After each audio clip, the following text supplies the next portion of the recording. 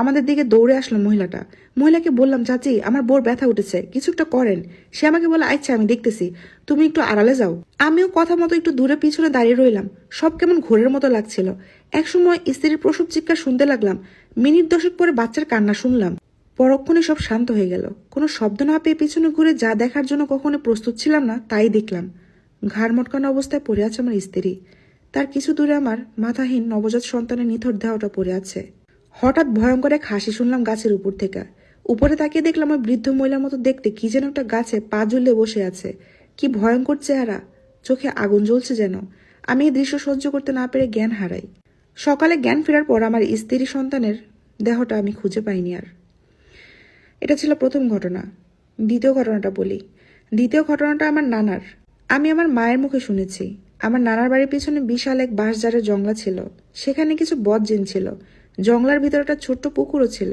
সে পুকুরে কেউ স্বর্ণালঙ্কার পরে নামলে সেটা আর গায়ে থাকতো না।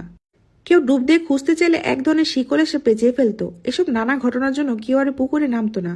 তো যাই হোক, মূল ঘটনায় আসি। একদিন নানার বাড়ির সবাই পাশের গ্রামের একজনের বিয়েতে যায়। তখন নানা ঘরে একাই ছিল। সন্ধ্যায় নানা বিছানায় শুয়ে তবজি পড়ছিল। এমন সময় বিছানার দরজায় কেউ একজন টোকা দিয়ে বলতে বলতে আসলো, চাচা, গ্রামে নাকি ডাকাত ঢুকছে। নানা দৌড়ে গিয়ে দরজা খুলে দেখে কেউ নেই সেখানে। লাইট নিয়ে বের হয়ে গেল ঘর থেকে এবং খুঁজতে লাগলো আশপাশ। নানা টর্চ মারছিল আর বলছিল, এই আমার সাথে মজা করিস না, কে আছিস সামনে আয়। হঠাৎ জড়বাতাস শুরু হলো। বাঁশঝাড়ের বাঁশগুলো মাটিতে নুয়ে পড়ছিল।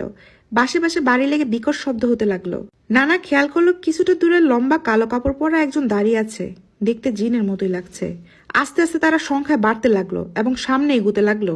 নানা ভালো জিন পালতো। তারা নাকি বদ জিনদের একজনকে শেষ করে ফেলেছিল। তাই এর প্রতিশোধ নিতেই তারা নানার উপর চড়াও হচ্ছে। এক পর্যায়ে বদ জিনগুলো নানার অনেক কাছে চলে আসে এবং নানা মাটিতে পড়ে যায়। তখন নানার পালিত জিনগুলো এসে নানার সামনে এসে দাঁড়ায় নানাকে বাঁচানোর জন্য। আল্লাহর রহমতে তখন কয়েকজন লোক ওদিক দিয়ে যাচ্ছিল। তারা নানাকে জংলায় পড়ে থাকতে দেখে ধরে ঘরে নিয়ে যায় এবং লোকগুলো বুঝতে পারে নানার সাথে খারাপ কিছু ঘটেছে। তাই তারা নানাকে ঘরে ফেরার আগ পর্যন্ত তার পাশেই থাকে। এই ঘটনার পর থেকে নানা প্রায় একবারে অসুস্থ হয়ে যায়। গত হয়ে যাওয়ার আগে নানা ঘটনাটা খুলে বলে যায়। এর বেশ কিছুদিন পরেই নানা গত হয়ে যায়। এই ছিল আজকের দুটো গল্প। গল্প দুটো পাবলিশ হয়েছে ময়মনসিংহ শর্ট স্টোরিজ পেজে। তবে প্রথম গল্পটা পড়ে আমার কাছে অনেকটা খারাপ লেগেছে স্ত্রী আর বাচ্চাটার জন্য। যদি গল্পটা সত্যি হয়ে থাকে তাহলে আসলে অনেক ভয়ানক জিনিস ঘটেছে।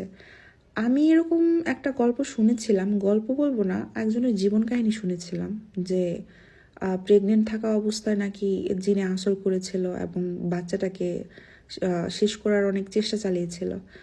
যাই হোক, গল্পটা কেমন লেগেছে অবশ্যই জানাবেন।